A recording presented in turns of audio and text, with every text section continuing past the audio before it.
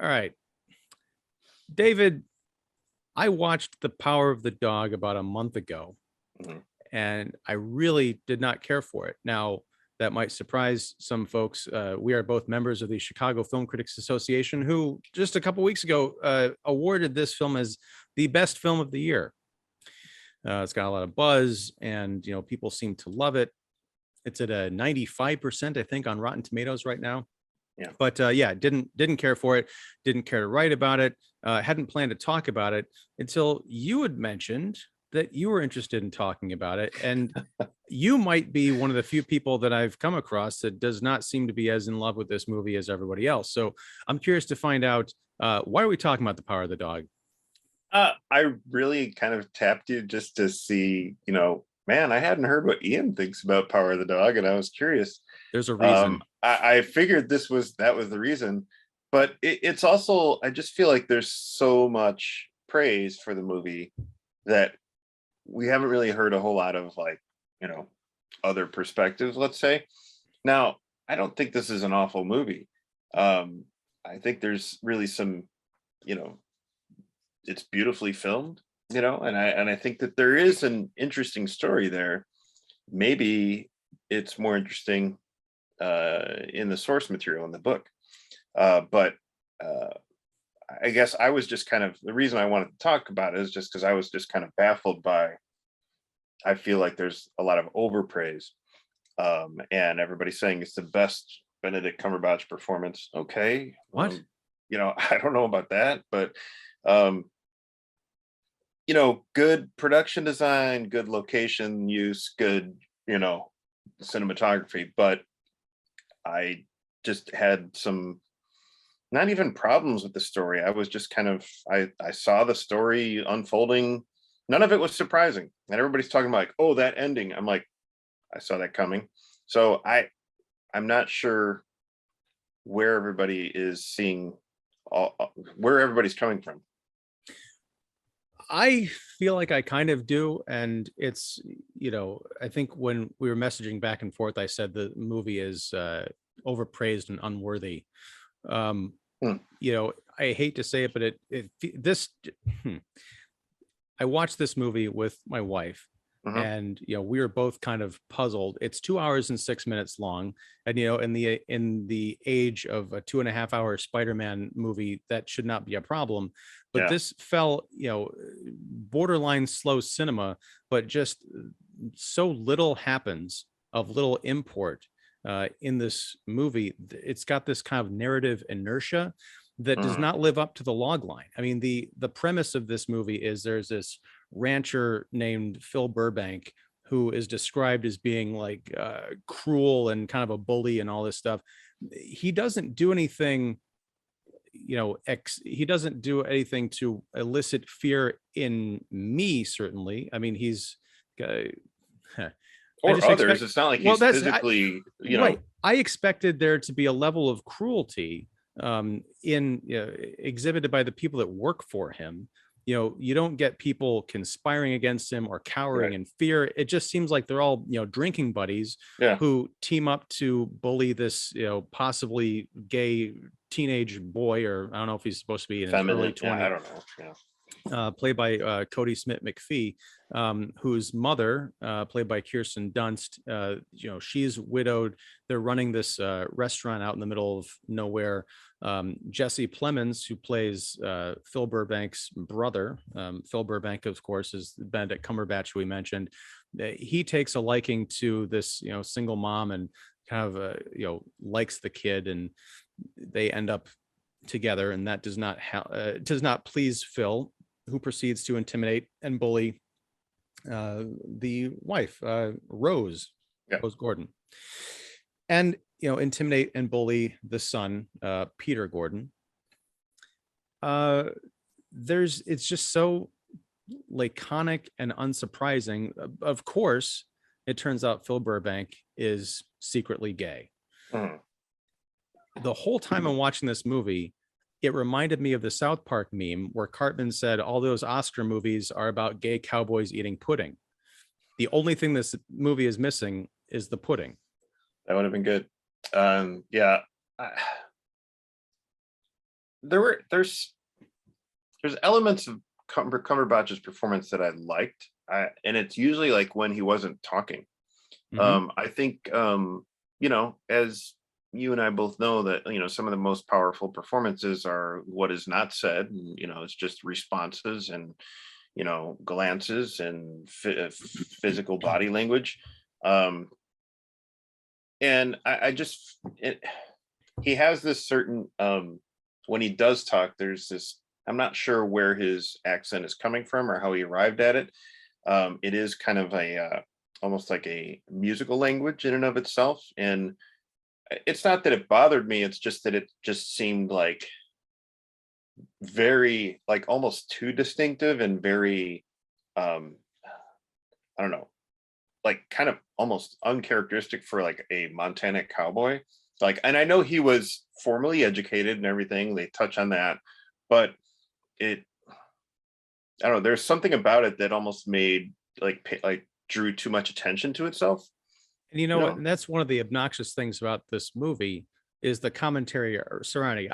I'm probably like 50% I really don't like this movie because of the film itself, and 50% because it's being so, praised from the Praise. heavens. Yeah. But I've actually read commentary from colleagues, our colleagues, who've said, Benedict Cumberbatch's performance isn't awful. It's so out of place because that represents his repressed sexuality and everything that's going on inside. I'm No. like, that's a great cover. It sounds wonderful when you write it in an essay.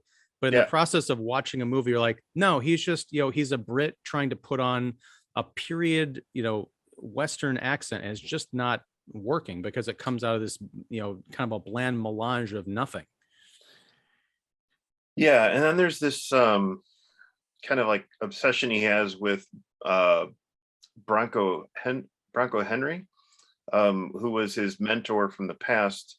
And obviously, gosh, we could hopefully, you could, if you've seen a movie in your life, you could allude to the fact that, okay, these two were, it was more than a mentor relationship, let's just say. And he misses that. And I understand that he, longs for that relationship, that companionship, and he doesn't have that in his life, and he sees what his brother is getting, and he's phasing out of his brother's life because his brother has an instant family now, so I understand that feeling of being, kind of this under this life change that he's going through right now, that he has no agency in, really. He has no, there's no decision that he made to make this huge change. It's all being decided for him in this world that he lives in. So he doesn't really know what to do. He's got this longing for the past, and he has this uncertainty in the present that but his only default go-to is just to be rude, obnoxious, stinky and dirty, you know, and so, just abrasive to everyone and anyone, and, being just, arrogant. And I don't know, there are moments there, like, say, like in the barn and when he's alone, that you could tell that there's something going on underneath it all, and maybe that's that longing. And even when he goes into that secret place, isn't there always a secret place where some guy, takes a bath? I mean, I'm thinking of, Well, like, also there's also call me by your name or something. Well, there's also, again, in all these movies, there's a secret stash of like, oh, it's the muscle magazines, or the kind of Yeah. like the male model nudie books, and like, Yeah. there's no trope that this movie is unafraid to not only just reveal, but to revel in. Yeah. Um, Yeah. and Call Me by Your Name. I hate to say this because again, this is going to get me canceled, but this was one of the funniest movies I've seen in a long time. This one, or Call Me by Your Name? This. Okay. Because like the peach eating scene from Call Me by Your Name was supposed to be this like heated kind of like a bit, right? It was just juicy. Yeah, but it's just so not like in a salacious way. But it's all so like over the top. It's like, what are you doing here? This is ridiculous. They have a version of that peach eating scene here where Phil takes Peter out into the desert or whatever, and I saw this movie a month ago. I've forgotten most of it. Somebody relying on you as to what they're doing. Yeah. But there's this bit where Peter is watching Phil gather up this giant, like, it's not a fence post, but it's a giant, like, And he's phallic, like carrying great. it in front of. He's carrying it, and then he like sets it down. He's like pounding it into the ground. I'm like, this is what I want to do to you, kid. I'm like, yeah, I get it. This is really funny, but it's also terrible. It is really odd that like there's so many lines in here that like kind of was leading into like, it was like kind of foreboding into the end of the movie that I'm surprised like nobody ever, like people were surprised by what happened. I was really surprised by that. Like that whole line where you know Cody Smith Mafee is very protective of his mother, and he's like, well, what kind of person would I be? What kind of man would I be if I didn't protect my mother? Well, that line has to follow up somehow by the end of the movie, and sure enough, it does. And obviously, why would we see, gosh, I forget the I forget the disease that the cows are or the cattle are succumbing to, or anyway. But why would we No, something like that, like a catalyst? But it's the catalyst disease. I like it. Right. That's right. I don't know what it's. I forget what it is. It's but why would we see that in the movie if it wasn't going to play out later? It just seemed like so many of these beats are leading, like really obvious, like almost too obviously leading into something that's going to play out later. And so I was just like, again, curious by all the praise, because it seemed like this story was just so on the nose with everything that it was leading up to. There was really no, story plotline surprises. Now, that being said, there's also praise for Kirsten Dunst's performance. And let me just say, I think she's fine, as an actor. There's like an abundance of praise for her in general and with this performance. And I'm thinking to myself, I'm like, this is a sadly one note characterization. I'm not going to say it's just a one note performance, because she is performing what's been given to her. Okay. So there aren't a whole lot of dimensions, and therefore we're not getting a whole lot of nuance in her performance here. And it's basically like lonely, depressed, sad, drunk, and I feel like when I was watching this, I'm like, is this like, I feel like we've seen Kirsten Dunst in movies where she's just like sadly getting, circling the drain of alcoholism and everything. And I don't know if it was melancholia, or what. And it's just like, we've seen this before, where it's just depressed characters sitting in bed, leave me alone, or I'm got a headache. And there's some interesting things being played with the uncomfortable dynamic between her and Phil, because he is basically her antagonist. And I did like the position of that scene, like kind of like in the alley where she's searching for her stowaway booze, and like he's looking out the window and he has this whistle. He's whistling a tune that she just can't master on the piano, and just like rubbing it into her. And it's just like, I feel like maybe once of that would be fine, but it seems like that's his shtick, and that's what he's shticking to. It's just like, there's no. That is a nice moment, but I mean, this movie is so pedestrian.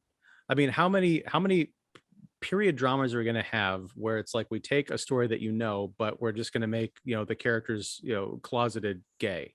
We've got Brokeback Mountain, we've got Call Me by Your Name, we've got this film, and probably half a dozen others. And I'm not, please don't misunderstand me, I have no problem with stories about gay people and finding love and the hardships that they went through before this age of this age of relative tolerance.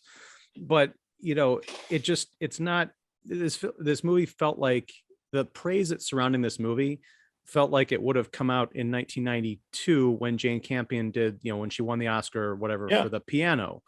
And that I'll extend that to her too. Everyone's like, oh my God, Jane Campion, she's like the queen, she's so amazing. I'm like, I think a lot of that is because she's a female director getting a lot of attention, and that's fine. But my own disposition is, Yes, she's a female director.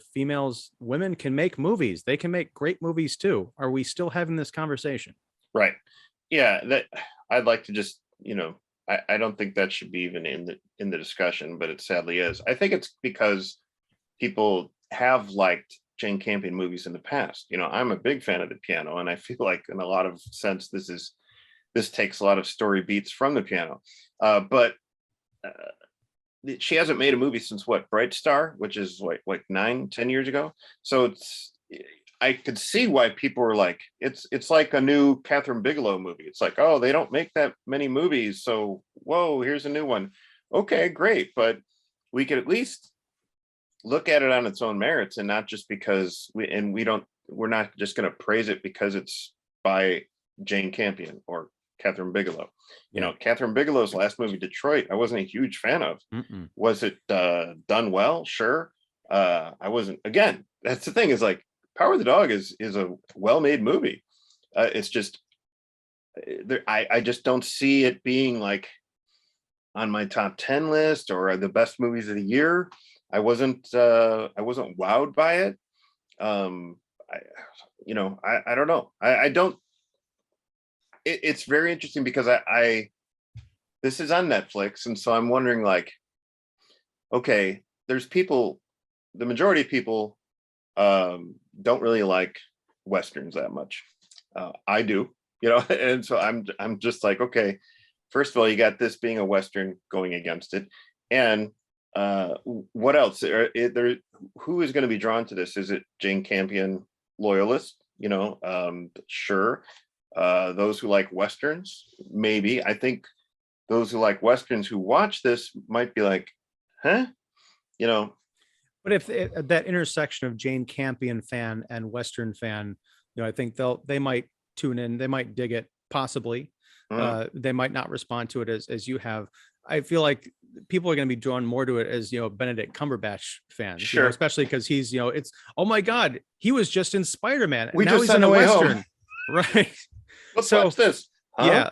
Yeah, exactly. But at the same time, that shows a good range of an actor, but still, it's just not what they're used to. I feel like this is a movie that people are going to, especially because it's on Netflix, they can basically watch it for quote unquote free. I'd love to see the metrics of like how many people, like I'll call them average people, like not, award season junkies, are going to watch this and finish it. And I want to see like at what point they abandon it. Yeah, they abandoned it. Yeah, that would be interesting. Because I think like currently Don't Look Up is getting like, huge amount of views on Netflix, and it's like the biggest Netflix, I don't want to say money maker, but it's it's the most watched movie. It's number one, blah blah blah.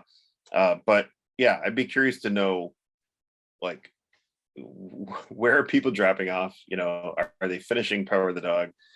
And what's interesting too is like Power of the Dog, the title comes from Psalm 22. That's the first track on the soundtrack by Johnny Greenwood, a really good soundtrack. And so I just wish that this movie the story was a little bit more high-minded or intellectual or deep. I wish it were more twisted. I mean, because the way that you described Phil's resentment towards Rose, as far as kind of her taking her brother away and that further alienating him, there was a part of me that was wondering / sort of darkly hoping that there was an element of, I'm this closeted cowboy who's had one relationship in my life, and I'm really close to my brother, and I really don't want my brother to go away.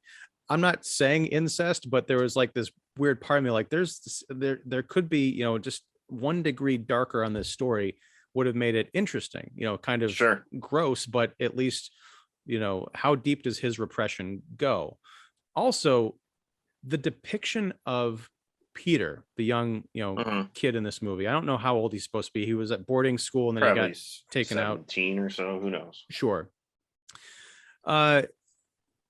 He is so, like, I feel like if I said this movie should have come out in like 92, I feel like this movie, if it had come out any earlier, people would have been critiquing it now as a completely stereotypical and not very flattering portrait of gay people, because he is so, for lack of a better term, like swishy. He's got the lisp. There's a scene where he's chasing the dog in the field and he's like, it's just so, I'm not saying that there aren't, it's not possible that was the case, but I'm like, really, this is how you're going to portray, the only possibly, I feel like he's more open, at least within his family, where he's accepted himself more than Phil has. But I'm like, Jesus, this is a cartoon. I think if you would have had him be just straight up, so obviously they're trying to show him so diametrically different compared to everybody else, compared to the cowhands, compared to Jesse Plemons' character. He would have stood out just if he was straight up artistic and had no interest in cowboy stuff. There in and of itself would have been fine. And I think, maybe less exaggeration on, the body movements and everything, but he's awkward socially in and of itself would have made him stand out and be different enough. So I don't know.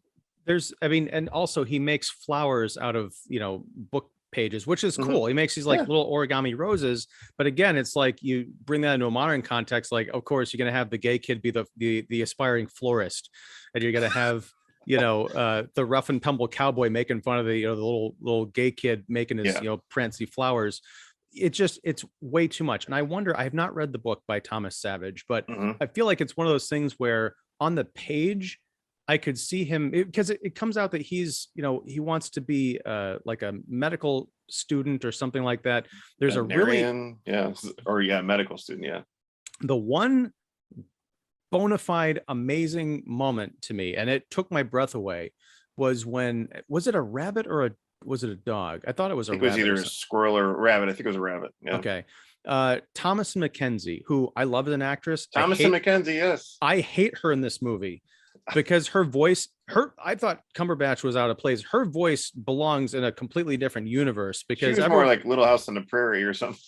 But she's got a distinctive kind of like a high pitched voice, which works in a certain context, but it just like screams out of place here. Plus, it's kind of like that scene in Wayne's World 2 where Mike Myers pulls over to the gas station and they have the gas station attendant, and he turns to the camera and is like, look, I know this is a bit part, but can't we get a little bit better an actress? And they swap in Charlton Heston.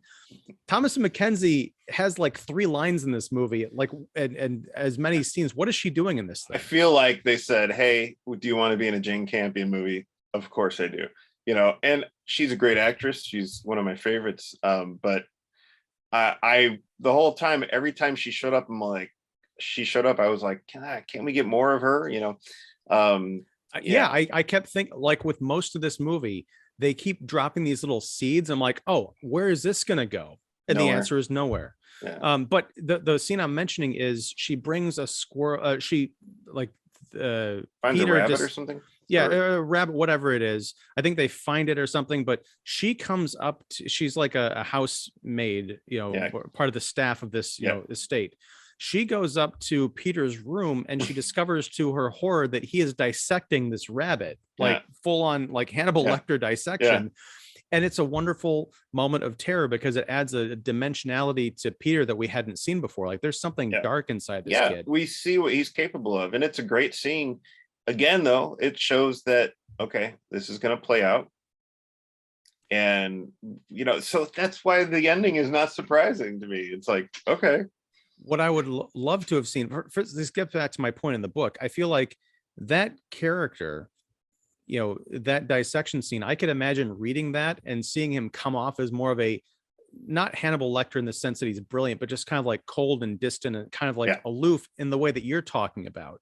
And even being into making origami flowers, but it'd be like, oh, he's just like the quiet kid. You don't want to mess with him. Right. As opposed to this, where it's like, he's so flamboyant and cartoonish that when we do see that he's capable of doing this, is like, that's kind of incongruous.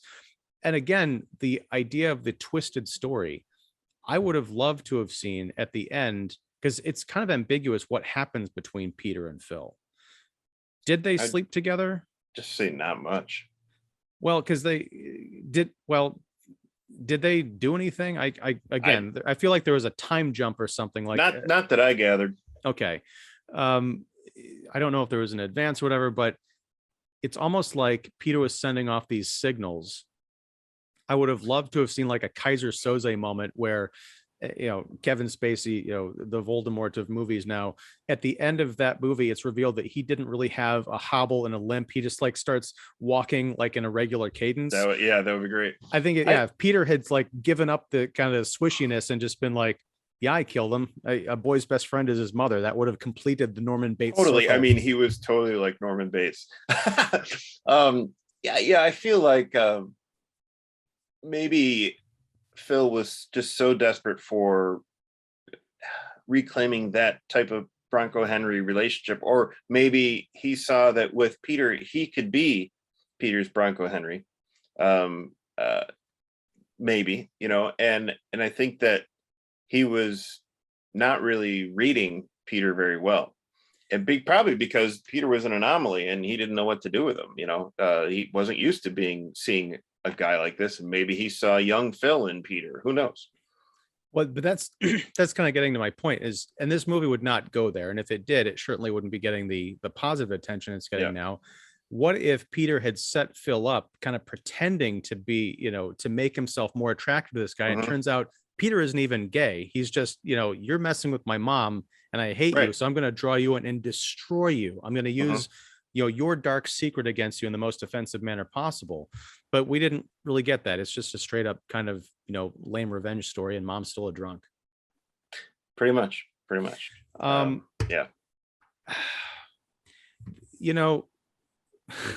just looking, I wrote a page of notes, but I do want to say Netflix is promoting this movie heavily. And I'm going to do a little bit of inside baseball for you here. And David, I know you weren't the recipient of a lot of this stuff.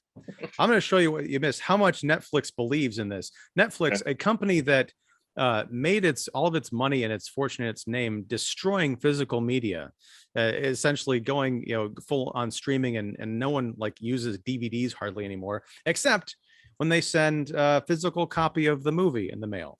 And they send a physical copy of the score in the mail. And they send an origami flower like Peter made in the mail. Ooh, cool. And they send a copy of the novelization in the mail. Ooh. And they send a 30-pound coffee table book with a slipcase in the mail. They're pushing this movie hard. And I'm not going to go so far as to say this is bribery, but it is rather odd. And it's not the first time studios have done this, but Netflix over the years has become, quite, let's say, over enthusiastic in their, I don't know what you want to call it, what they send, to critics, grooming. I don't know. I don't know. That's definitely a very popular phrase on the internet right now, but it's not in the sense that you're talking about. Not in the sense. Yeah. And it's funny because I wound up emailing somebody at Netflix saying, hey, am I still on your mailing list? So they responded like, this is your address. I'm like, yep, still live there. They're like, oh, okay. Don't know what's gonna happen, but they'll probably get this big box of stuff on January 4th or something. Yeah, who knows? You're gonna need a forklift to carry it to get it back to your place, because these things are heavy. Sitting there with my cheap wine of Lost Daughter wine and you can drink it out of the harder they fall flask. Oh, cool. I can't wait. So yeah, it is odd. I mean, I wish that it is. So who are they marketing it to? They're marketing it to critics. Is it being marketed to anybody else? It's like, I don't know. I mean, I think a lot of film enthusiasts at the end of the year, they do look at the best of list. They do look at some of the other awards and stuff, and governor's awards and all that. And so I think this movie premiered, it might have been at Telluride, and it was getting big buzz then too. So September is when the awareness of this movie came out. So a lot of people start to look at what's being buzzed about in the award season. So I'm sure this will get a Best Picture nomination. I'm sure it'll get a Best Actor nomination and Best Director, and it might even win. But I'm just a little baffled that we've seen better movies this year, and I'm just baffled that the attention that some movies get, while others can just kind of get forgotten. Yeah, I don't know. Or not even seen. Yeah, and it's strange because this kind of, there was so much buzz around this movie that I put this up towards the top of my watching awards movies list. And honestly, after watching it, my enthusiasm plummeted for watching other movies. And there are films that I didn't make time for because I'm like, yeah, I've got 20 other friends and colleagues telling me, if you love Power of the Dog, go watch this. This is equally amazing. I'm like, that's not attractive to me. I'm sorry. I'll catch up with it later. Maybe. It is kind of hard at this time of the year when you hear about I'm kind of like you, where the more buzz I hear about a movie, the more I want to kind of stay away from it. And I know that's probably not good, but I don't know what it is. It's just like, yeah. Yeah. So I don't want to take anything away from Campion or Cumberbatch or anybody, but I feel like they just made an okay movie that would have been, a really good movie about 30 years ago. But now, in the wake of a lot of things that we've seen, even movies with similar themes, even better Westerns, for crying out loud, this just feels like it's a movie that is being given a pass because of what it's about and not how it's about it, to quote Gene Siskel. Yeah. Therefore, it's not the best Western. It's not even a Marriott Bonvoy. Anyway, anyway, David, thank you very much for drawing me out to talk about this movie. I feel like this is a good conversation. I'm glad we did talk about it because I've been carrying this around with me for a month. You feel better now, right? I do. Lifted. Yeah, and when I get canceled tomorrow for having these contrary opinions, I'll cherish this moment. You'll have a partner. I'll be canceled with you. Just wait till you see the thumbnail I came up with. Yes, I came up with a thumbnail before we had this conversation. I love it. Yeah, but anyway, thanks, man. By the way, you are David Fowley of Keeping It Real. Everyone should check out your stuff. Link down below. And I've been hearing a lot of negative buzz about Don't Look Up. So we have to talk about that. Yes, I said I don't know if I'm going to make time for it. I think I'm going to make time for it. I watched it a couple nights ago with my wife, and it's just we'll talk about it. Yeah, we'll figure something out. I got to watch it first, but yes, we'll definitely. This will be part 1 of 2, and we'll see if we're still in agreement on that. We should do an episode where we have our wives on as well. We'll all chime in. No, it'd just be them complaining to each other about us doing nothing but this all the time. That's true. All right, man. Thanks a lot. Take care, and I'll catch you later. All right. See you later. Bye. Bye.